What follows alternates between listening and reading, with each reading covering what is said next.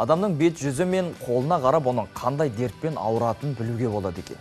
Мысалға, маңдайыңыздың терісі қызара бөртсе, оны ішек қызметінің бұзылғандығы деп біліңіз.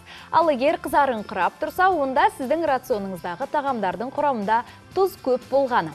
Екі қасыңыздың арасындағы әжімдердің сызығы көлденең болса, бауырдың қызметі нашарлады деген сөз.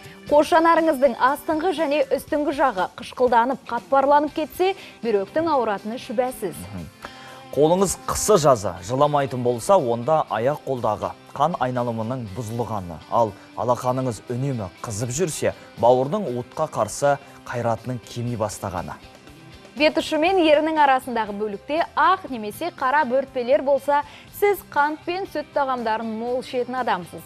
Сонымен қатар бронхит ауруларының белгілері де беттің осы бөлігінде аңғарылады. Енді еш жеріңіз ауырмай, тек бет теріңізді күте түскіңіз келсе, шырайлы майдарына назар аударыңыз.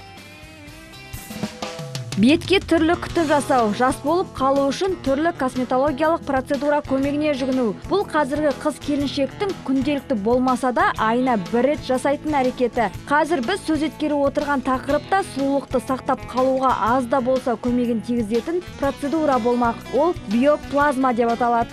Биоплазма дегеніміз ол масканың жиынтығы. Бұл маскалардың арасына зеленый пилинг кіреді.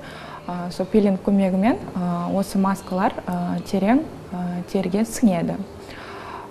Бұл процедураны уколдан қорқатын адамдар жасайды.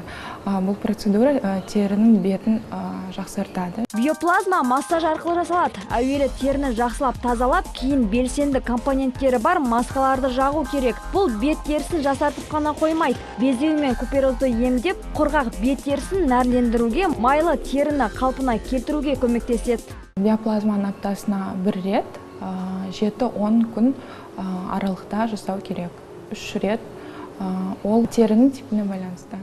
Теперь слушай меня очень внимательно. Биоплазманың басқалардан артықшылығы маска құрамында түрлі шөп дәрілер болғандықтан жүкті әйелдер мен бала емізетіндерге де ешқандай зиян емес. Оның үстіне жасқа байланысты шектеу жоқ. Бастысы биоплазма маскасына деген аллергияңыз болмаса болды. Шырайыңыз арта түссін. Маржан Нүсіпбек, Дастан Әлішев, арнайы Қайырлы таң үшін.